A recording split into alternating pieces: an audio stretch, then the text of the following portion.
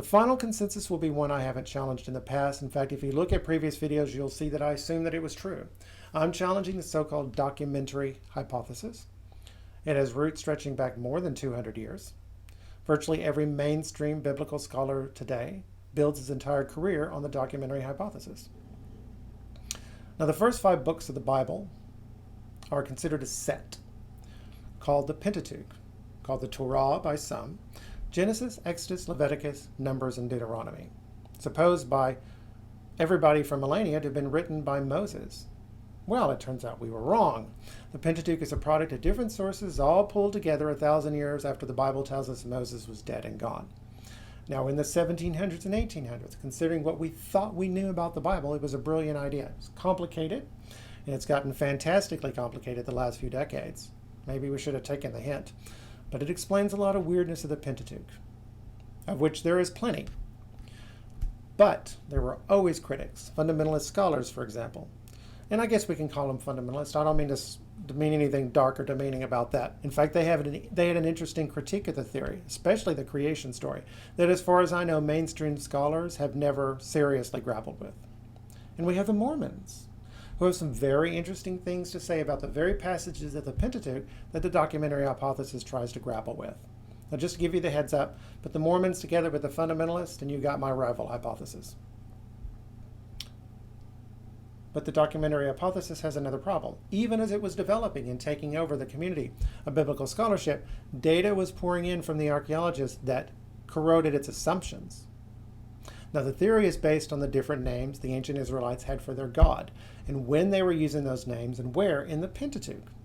But the archaeology makes it clear we're not just talking about names here, we're talking about different gods. And there was a religious wave passing through the Middle East and even beyond in the Middle and Late Bronze Age, when the Bible says Moses was alive. This wave explains the weirdness of the Pentateuch just as well as a documentary hypothesis. And most importantly, the wave had long since passed by the Iron Age. This is when the consensus says the Pentateuch was put together. I've been reading the experts and watching them on YouTube. And while they think they've integrated this archaeology, they have not, because it never even occurred to them that it has corroded their assumptions. So they have the same problem professional Indo-European linguists have: invisible foundation flaws. This is very important to me personally, just like the other two. The documentary hypothesis is a catastrophe for Christianity and for Christians because it pulls the rug right out from under our feet. Like all catastrophes, it's one we can survive. Thousands of perfectly good Christians have integrated it into their faith. I know I did. Nevertheless, it does leave the impression that the Pentateuch is a fraud. And that impression has become a widespread assumption. That's a very big deal, because every book that follows in the Bible, whether we're talking about the New Testament or the Old, depends on it. It's a rug under their feet too. And if you're an intelligent, highly educated young man, why on earth would you become a Christian if it's true? And sure enough, most of them do not. And now my new project, the documentary hypothesis. Now mind you, it could still be right. And even if it's wrong, a lot of its textual and literary critiques will remain firmly in place. Except instead of it being in the Iron Age, we're going to move it back to the Bronze Age. And instead of being in several centuries, it's going to be over a 50-year period, probably some additions made later on. It's not going to be a problem. My main point is they never revisited its assumptions. So, over the next few months, I'm going to be tearing it down and either rebuilding it again and setting it on a more solid foundation, or replacing it altogether. And I'm probably going to end up replacing it, but I'm open. Now, as I've mentioned in several videos, Yahweh of the Israelites was probably originally a thunder god, a storm god. In fact, if you look at the earliest Psalms, that's almost certainly what he was. But Abraham and Isaac and Jacob worshiped the sky father El. El just means God. We know this for a fact. He's even the god of patriarchs. We got that out of the archaeology. Isn't it strange? The documentary hypothesis never even thinks about this. But here's something else strange.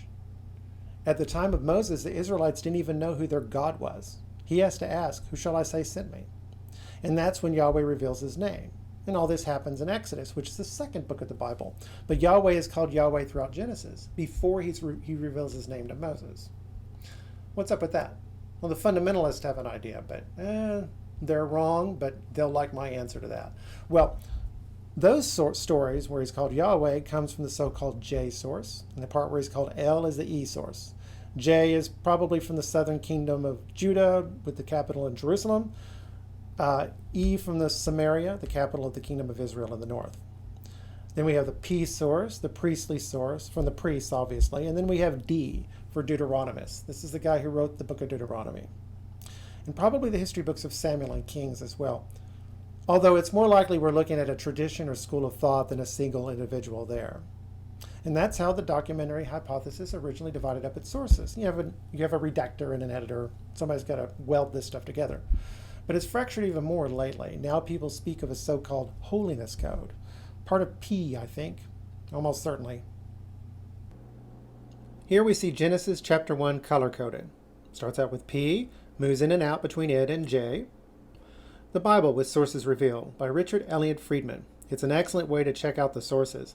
They're very nicely color-coded, and each source uses different fonts as well.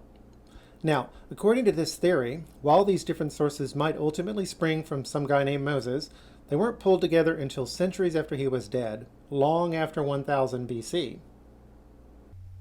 And once again, nobody ever asks, why are the Israelites suddenly worshiping a storm god, and why don't they know his name? Especially since we now know at the same time Moses is said to have lived, storm gods are rising to the top of everybody's cosmic hierarchy, with some exceptions that prove the rule.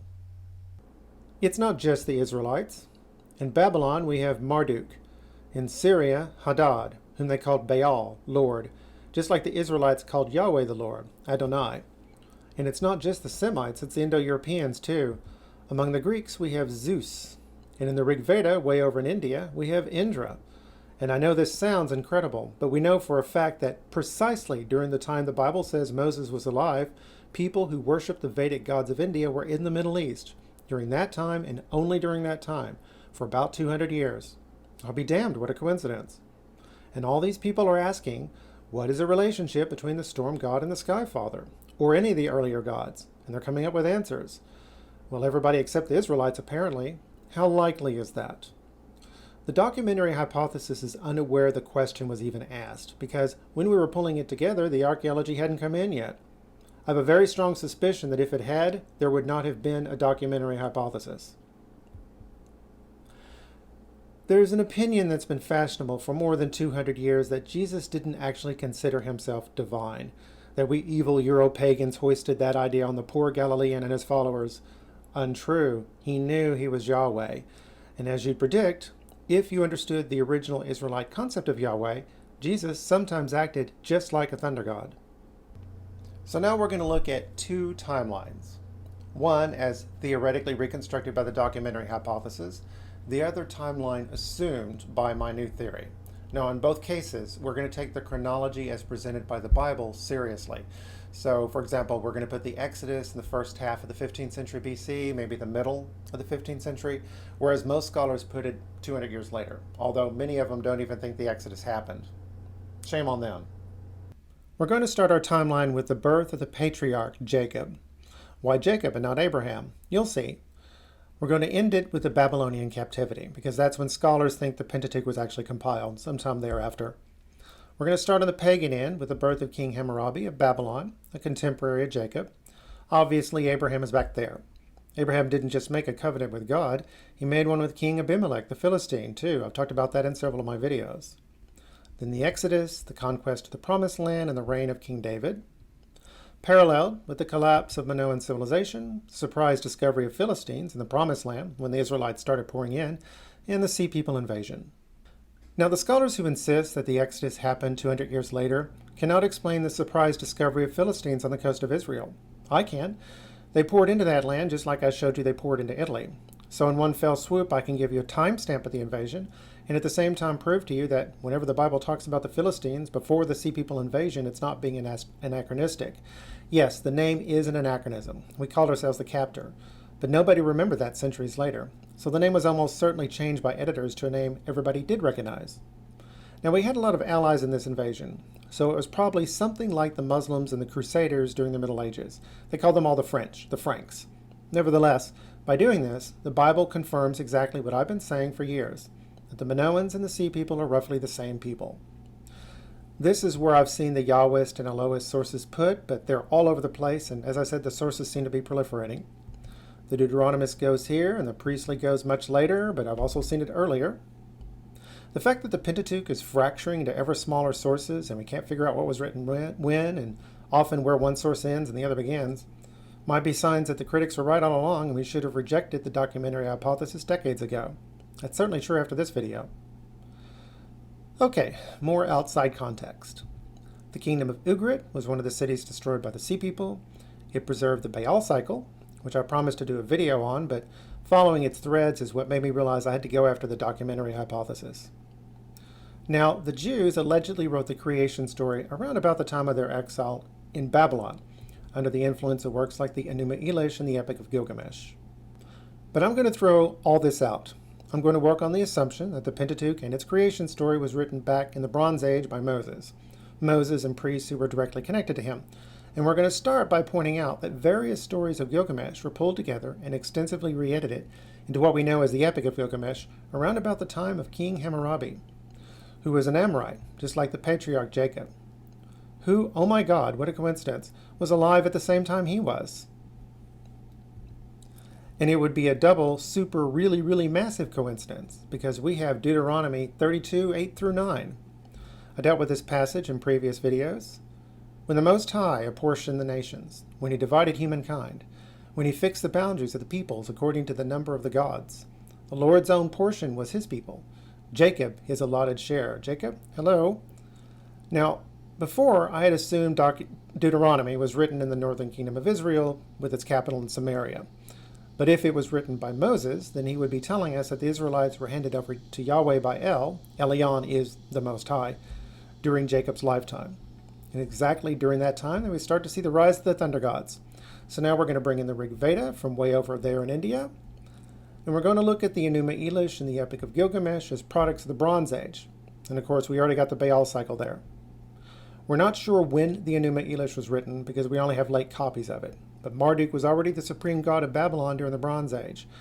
Sometimes the statue of Marduk would be looted from Babylon's temples, later to be returned. The statue of the god held the spirit of the god by their reckoning. That was a massive crisis of faith for the Babylonians, just like it was for the Israelites centuries later in the Iron Age, after their temple was destroyed and Jerusalem was burned to the ground. The Babylonians had the Enuma Elish, or something very much like it back in the Bronze Age. You can take that to the bank. But we don't have a copy of one until after 800 BC. Well, why is that? Because we have a gap in the written record. Now, many scholars, I would say most scholars, do not believe there was an empire of Israel under Kings David and Solomon. But how would they know? It's precisely during the gap of the written record that that empire was supposed to have existed. Okay? Now, I would in fact argue that that's the only time the Israelites could have built an empire like that. And you see the exact same thing in the 2nd century BC. The Greek Seleucid Empire collapses. The Hasmonean Jewish dynasty in Jerusalem fills the vacuum by invading the surrounding territory and building an empire. Exactly what Kings David and Solomon would have done. So, just as we can be sure the Babylonians did not wait 1,000 years to write the Enuma Elish, neither did the Israelites wait 1,000 years to write the Pentateuch, and neither did they wait 500 years to write a novel with characters like David and Solomon. That would have been a literary miracle. So, let's break it all down. My video here was launched by this video here. Now, as I mentioned before, Ezekiel 16, 1 through 6, tells us the Israelites are a hybrid of the Indo-European Hittites and the Semitic Amorites. In previous videos, I talked a lot about how they acted like Hittites, and yet they spoke a Semitic language, and that baffled me. Even more baffling was the fact that they were way down here, far behind Egyptian lines, while the Hittites were way up here. But maybe not such a mystery now that I'm doing this video. You see the Amur up there? Those are Amorites. So anyway, let's start looking at our sources. Starting with the Code of Hammurabi. Babylon started as a village, eventually settled by the Amorites or Westerners from Syria. They originally worshipped a Muru, who seems to be a mashup of both the Sky Father and the Thunder God. He has features of both. Here, Hammurabi presents his code to Shamash the sun god, who presided over justice, and declares that Anu and Bel, Enlil at the time, has called by name me, Hammurabi, the exalted prince. These are classic Mesopotamian deities, But while he approaches them, he declares that the Babylonian deity Marduk had told him what to say.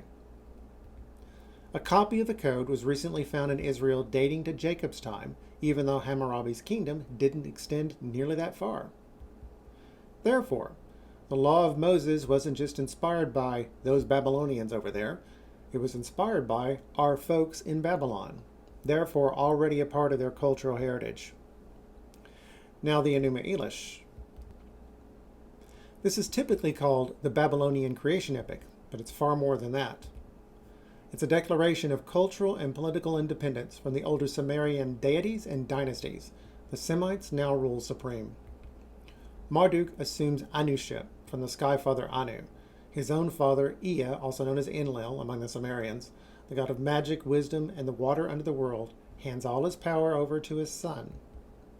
Therefore, Marduk has crowded all the other gods off to the side, just like Yahweh in the Old Testament. Thus, Babylonian religion was very close to being monotheistic, specifically its henotheism. The Enuma Elish ignores Enlil, the supreme god of the Sumerians. Anu had previously conferred Anuship upon him. It is Anu who had legitimized Enlil's power. This consolidation of divine power and prerogative falls right in line with Michael Heiser's work on the Divine Council in the Old Testament. More evidence Abraham and the Amorites are related. I've talked about Michael Heiser a lot in the last year. Now let's ask the question, where was Abraham from? English Bibles tell us Abraham is originally from Ur of the Chaldees, which implies southern Mesopotamia. But the Hebrew tells us he's from Ur Kasdim. Nobody really knows where that is, or who the Kasdim were. But if he were a southerner, he would have spoken Akkadian. It's an eccentric Semitic language, heavily mutated by Sumerian, which in turn is a language isolate, not related to any known language. There's no indication they ever changed their language. He also worshipped the Western Semitic god El, when he should have worshipped Anu. The patriarchs all married close relatives, and his grandson Esau had red hair. Only families with red-headed relatives produce red-headed children. The Southerners are explicitly called black-headed. On the other hand, Syrian Semites in Egypt are sometimes presented as red-headed. Therefore, the Amorites and Abraham's people are almost certainly related, and therefore draw from the same mythopoetic well. Now let's look at the Epic of Gilgamesh. Stories of Gilgamesh and his servant Enkidu appear widely in Mesopotamia before the rise of Babylon. But in the old Babylonian dynasty, the stories are suddenly integrated into a coherent epic, possibly under Hammurabi himself. Enkidu is now made into Gilgamesh's equal and lover. Thus, the tragic soldier-lover motif of David and Jonathan wasn't inspired by Gilgamesh and Enkidu, as I'd previously thought. It was ready to be drawn from Israel's mythopoetic well. Enkidu is also given an origin story, strikingly similar to Adam in the Genesis creation story. We treat Adam like it's his name, but he's actually Ha-Adam, the Adam, formed from Ha-Adamah, the ground or the earth. Thus he is actually the earthling or the groundling. Read that way, alongside the creation story of Enkidu, the literary genius of the Amorite epic is striking. You can also read it as a commentary on Genesis. Thus, the Amorites grafted familiar mythopoetic motifs onto the older Sumerian tradition, confirming that the Genesis creation story was handed down in great detail from Abraham to Moses and with admirable fidelity. This also deepens previously noted parallels between the Hebrew and Babylonian creation stories. Parallels noted by scholars, not necessarily here. Now, the Rig Veda. With the exception of those in Book 1 and 10, the youngest, poems of the Rig Veda were first heard, Shruti, 1500 BC, at the latest, perhaps as early as 1700 BC. The language of the poems demonstrates that. By 500 BC, its Sanskrit was practically a foreign language. The poems also demonstrate that they had not yet entered India in large numbers and were therefore much closer to the Middle East geographically, almost certainly modern-day Pakistan and Afghanistan. The soma plant, so prominent in these Vedas, doesn't grow in India, but can still be found in Afghani apothecary shops. It's a mild stimulant like coffee. Indra, the thunder god, is prominent in these poems, alongside the aforementioned Soma, treated as a deity in its own right. The much older Agni, god of fire, is also prominent. He dates back to the beginning of the Indo-European language. India itself is actually named after Indra. The Mitanni are an Indo-Iranian group that took control of a nice chunk of modern-day Iraq and Turkey after Amorite Babylon had been sacked by the Indo-European Hittites in 1531 BC. Now, by the way, the chronology here is messed up, which is probably why we have trouble dating Moses.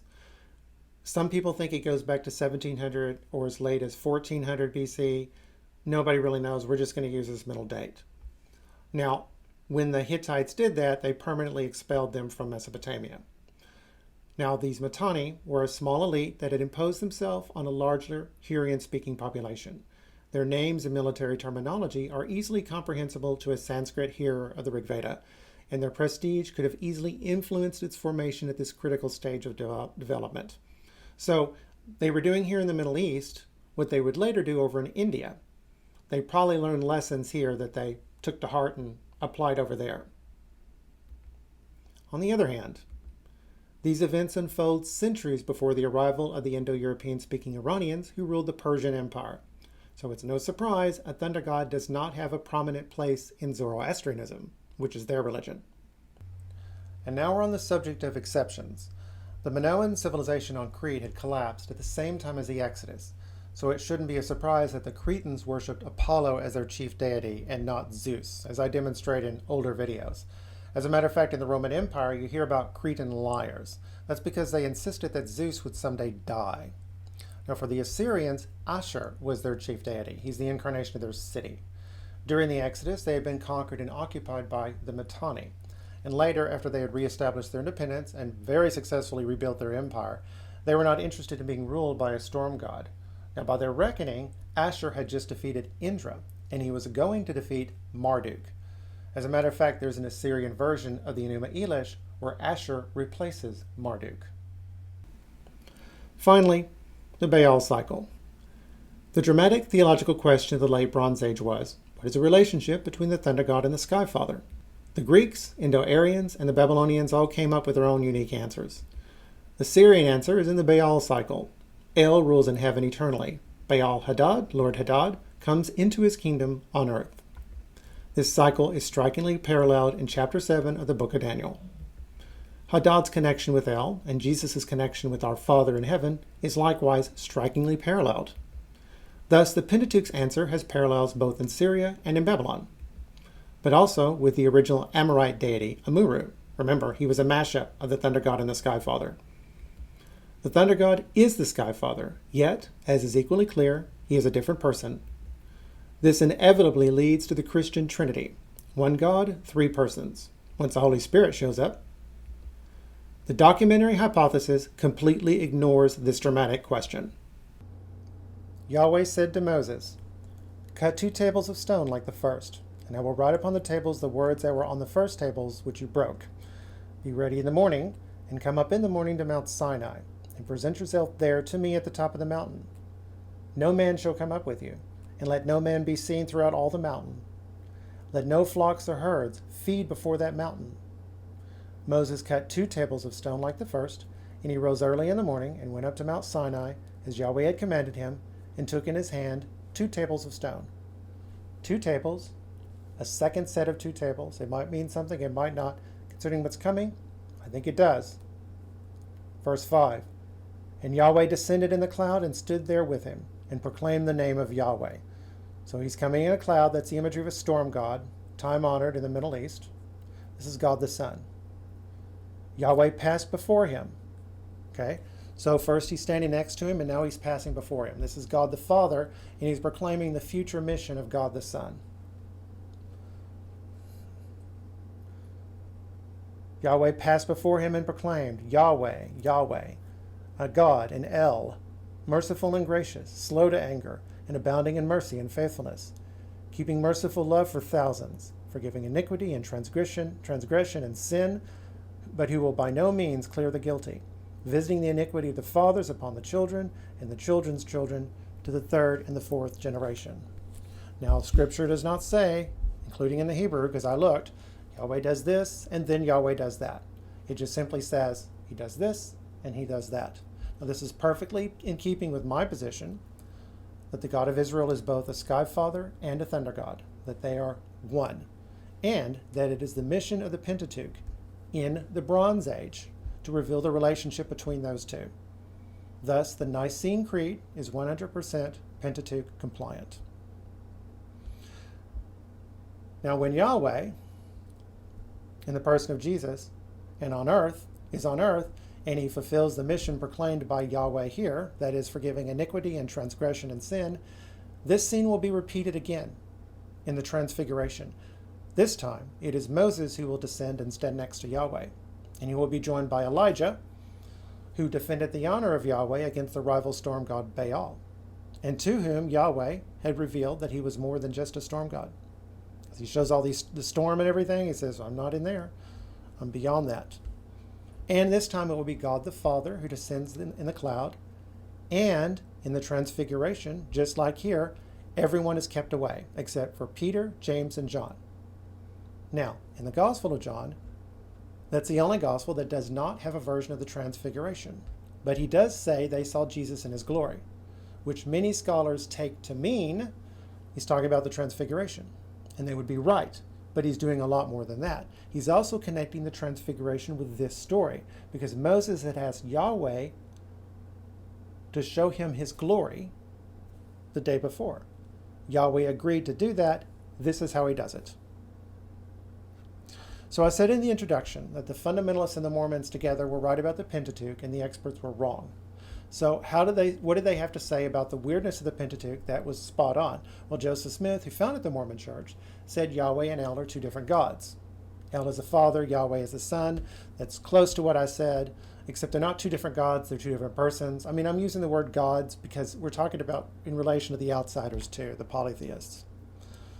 Now, addressing the details of the actual language of the Bible, this is what the fundamentalists do. Fundamentalist scholars said Moses was juggling between the two aspects of God. There's the divine King of heaven who serenely rules the cosmos. And there's the God who's down here in the dirt with us. So while scholars insist there are two different creation stories, for example, fundamentalist scholars say that that's ridiculous. It's the same story told twice. Once on a grand cosmic scale where we have El, and then the story is retold again. This time, it concentrates on El's relationship with humankind. Therefore, we call him Yahweh. And they point out that this specific literary technique has been documented elsewhere in the Middle East. And I have yet to see a documentary hypothesis scholar ever explain why that scenario is impossible. Now, that's what I have so far with the documentary hypothesis. I think you can agree that it's in trouble. Although we can all agree I have more work to do. Even if I happen to be right, I have a lot of detail to flesh out. And actually, I can't wait to do that. Now, this all started when I took a look at the Baal cycle from Syria. And I noticed how close it was to Daniel chapter 7. So I'd promised to make a video about that. And then I went into that and I found this. And I have more to say, which is actually better. And the lesson I'm learning, once again, is you can never be too sure about the ground that's under your feet. We all work on assumptions. That's the only way you're going to get around in the world. But you need to do it in good faith. You need to watch out for the quicksand, because some of your assumptions are going to be super duper wrong. You could take that to the bank too. God bless.